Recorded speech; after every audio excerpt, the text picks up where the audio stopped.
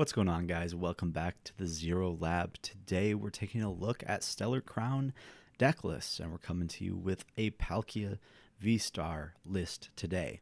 So Palkia VSTAR, a card that hasn't really been a formidable opponent in the meta for quite some time.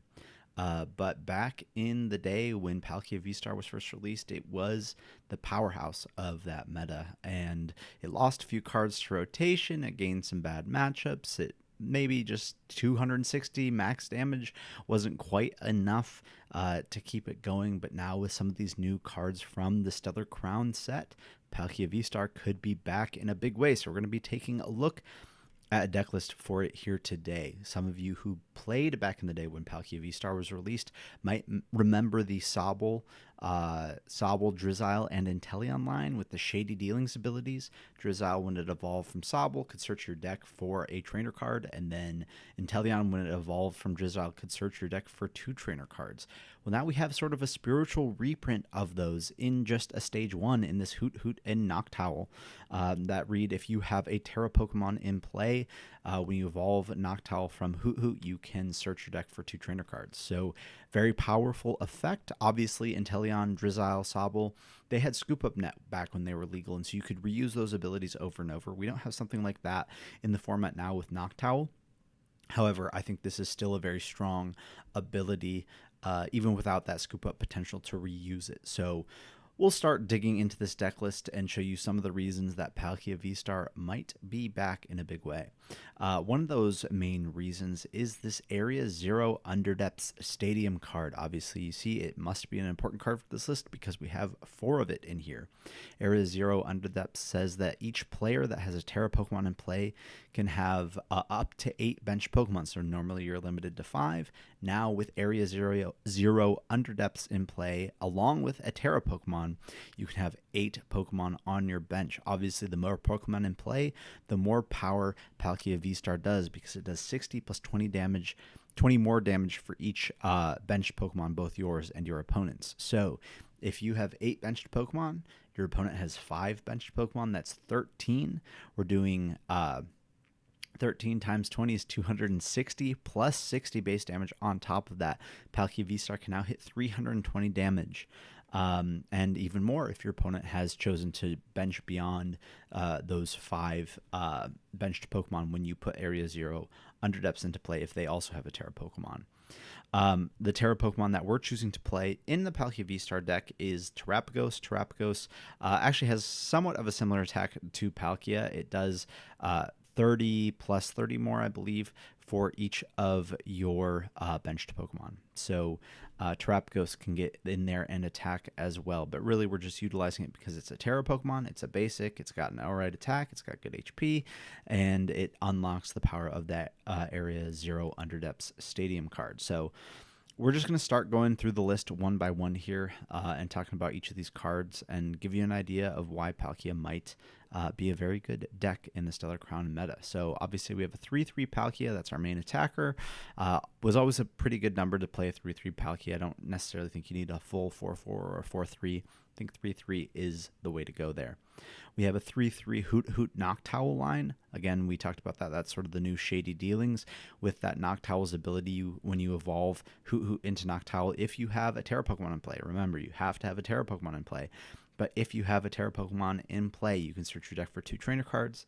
Then we have that Terapagos, which is unlocking the power of that Noctowl as well as the Area Zero Underdepths Stadium. We have a Fezandipiti EX, again, just more draw power. Radiant Greninja, again, more draw power, as well as the ability to bench snipe your opponent when you use Palkia VSTAR Star Portal VSTAR power. You can power up the Radiant Greninja and do some bench sniping against your opponent.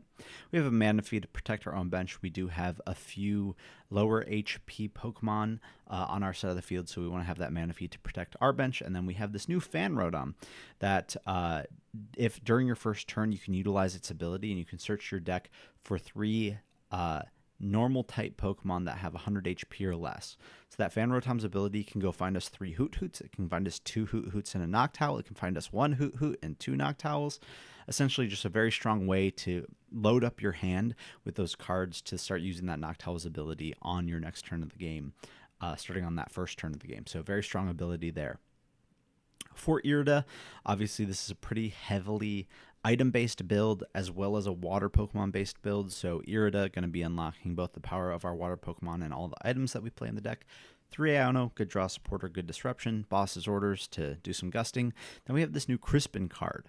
There may be better options, and again, this obviously isn't the 100% best Palkia VSTAR 60 cards, but I think that with Melanie gone, you need a way to get an extra energy attachment in case you miss that energy attachment turn 1 onto Palkia V. You don't want to have to use your Star Portal V-Star power like always on turn 2 in case you miss that turn 1 attachment. And Crispin says that you can search your deck for 2 basic energies of different types, attach one of them to one of your Pokemon, and then put the other into your hand. Obviously, we're only playing water energy in this build. You could even opt to play another type of energy like a grass and lightning energy to unlock Terapagos' second attack here that does 180 and then prevents it from being attacked by basic Pokemon that aren't normal type.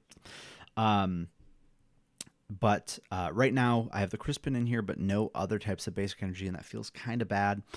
So I could see a world where you put in some grass and a lightning. Maybe you put in multiple grass and then you throw in like an iron leaves. That's potential as well, because you could have a water energy in play. You utilize Crispin to search for, a grass energy and a water energy. You have Earthen Vessel to find the other grass energy. You attach the grass energy with the power of Crispin and then attach grass energy for turn and put down the iron leaves, and now you're one-shotting a Charizard EX. A lot of different things you can do with the Crispin, especially if you put different energy types into the list. But I thought this was just a way to make sure that you don't have to, use that V-Star power immediately on turn 2 of the game if you whiffed your turn 1 energy attachment to Palkia V.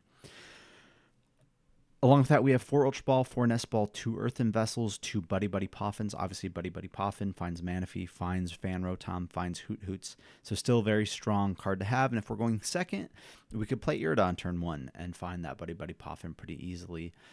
Or even on our second turn, if we don't have a big bench in play, even if we got one Hoot Hoot down, we evolve into Noctowl, and now we have a way to find another Buddy Buddy Poffin. Super Odd, recycling some energy because we're going to be concealing a lot of cards, as well as to get back Pokemon that our opponents may knock out.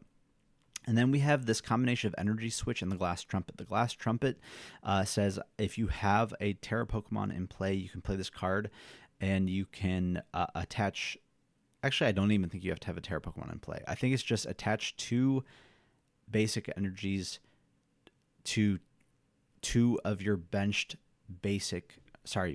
normal type Pokemon. So basically you take 2 water energies from your discard and you can attach 1 to each of one of your 2. I'm not explaining this very well. You can choose 2 of your normal type Pokemon in play and attach a basic energy from your discard pile to each of them.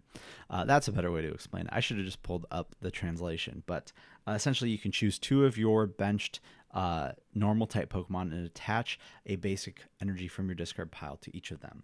So very strong ability, a very strong way to power up your Terapagos in one turn if you want to swing with your Terapagos. But with the Energy Switch, you can sort of evolve some of the issues I said that the Crispin helps solve as well. Like if you miss your energy attachment turn 1 to Palkia, you could Glass Trumpet to Terapagos, Energy Switch onto the Palkia, then attach to Palkia for turn. But it also opens up more plays with the Radiant Greninja. Crispin onto Radiant Greninja, attached to Radiant Greninja for turn, Glass Trumpet, Energy Switch. Now Greninja is powered up without having used your Palkia V-Star power. So some very cool combinations with Crispin, Energy Switch, and the Glass Trumpet. We have Night Stretcher, can recover an energy or a Pokemon to our hand.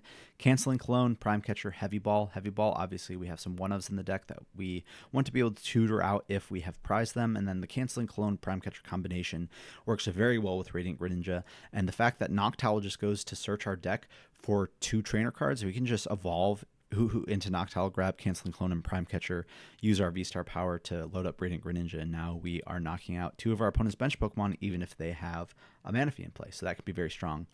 Then obviously 4 of the Area 0 Underdepths Stadium, because we want to have that in play. And then 7 water energies. So I think this deck could be very strong. I think there's a couple of other cards that we could include in the deck. Obviously, a Vitality Band. if your opponent has 5 bench Pokemon and you have 8, that allows Palkia VSTAR to hit 330. That's an important number against Charizard. We already talked a little bit about the Grass Energies and Iron Leaves combination, and if you saw our earlier video about how strong Charizard EX is going to be in the Stellar Crown meta, that Iron Leaves, Glass Trumpet, Grass Energy combination could be a very strong way to counter Charizard.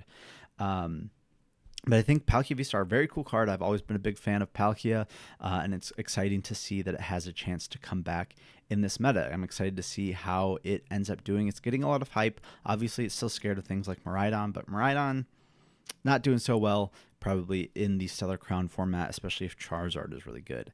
That would still be definitely a very tough matchup for the Miraidon. So excited to see how Palkia does in this format. Stay tuned. We're going to have more Stellar Crown decklist videos coming your way, and as soon as it launches on the TCG Live, hopefully we'll do some streaming and some more content around gameplay with these decks.